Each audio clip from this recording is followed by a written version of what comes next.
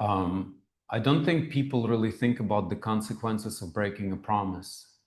Like, let's say you and I make this time and one of us doesn't show up, but the other person spent time preparing. So they said, no, somebody may have asked you for help. And you said, look, I have a podcast. Somebody asked me to join, say, we really need you to go and do something right now. I said, look, I have one more call. I cannot do it. I promise you I will be there tomorrow. So people are getting used to breaking the promises that they make. But if we all break promises, then our life will become practically impossible the way we live right now. If you hire me and you promise to pay me on the 15th, on the 1st and the 15th of every month, and I promise that I'm going to pay my car loan, my home loan, my kids' school, and a lot of obligations. And if employer doesn't follow, then the employee is breaking all the promises down the road, that the chain is endless. And I gave you two examples that it was money showing up. One more story. I think it was winter of 2013 or 2014. I lived up in the mountains at 9,000 feet on Lake Dillon. And my office was in Denver. So that day we had this Canadian Express that rolled in. And when Canadian Express rolls in, it's like minus 40, and that's when the lake freezes. It's super cold. It's super cold in the mountains. And I had to drive to Denver and had to come back home. And at that time, I had friends from Japan that were training in Copper Mountain. They were freestyle skiers training in Copper Mountain.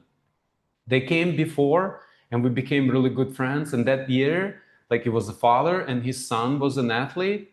And then they had a few more people. But that year, they brought their mom. And that day was the only day that I could see them. If I don't go on that day, I don't see them until the next year. And if they don't come next year, I don't know when I see them. And I came home driving through that cold weather and sitting with clients, and I'm laying on my couch and I'm thinking, I'm so tired. I have to go see them, but I really don't have the energy to drive another 30 minutes to pick them up, to drive them to the restaurant, to drive them back, to come home. I think that day I put on more than 300 miles of driving around. And I was really exhausted. And I said, I promised them that I will take them out. And this is one day I have to go. So I force myself. It's like super cold.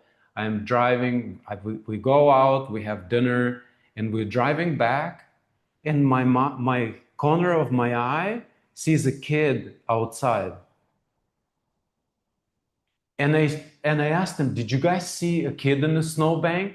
They're like, no, Lyubim, it's impossible. Look, it's the middle of the night. What kid? And I was like, I saw something. So I turn around. I have goosebumps.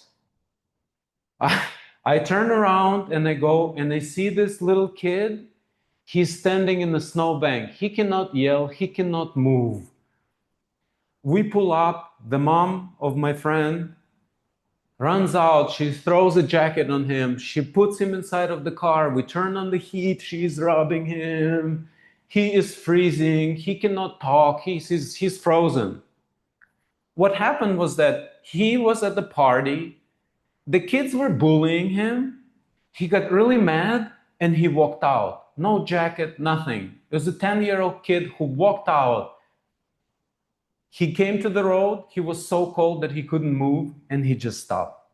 He just stopped in the snowbank on the side of the road. So not only I know that if we showed up 20 minutes later, he would have been dead. It's that one promise that I made, that I'm going to go see my friends, and I followed through. And somebody from above put me in that position, in that situation, outside of so many people who've been around there, to go take my friends out, and on the way back, just in the corner of my eye, in the middle of the road, see a kid standing in a snowbank, and my subconscious mind said, stop, stop. And I did stop. And they said, no, it's impossible. We don't need to go back. It cannot happen. I went turn around all the way, and we saved the little kid. Or I saved the little kid.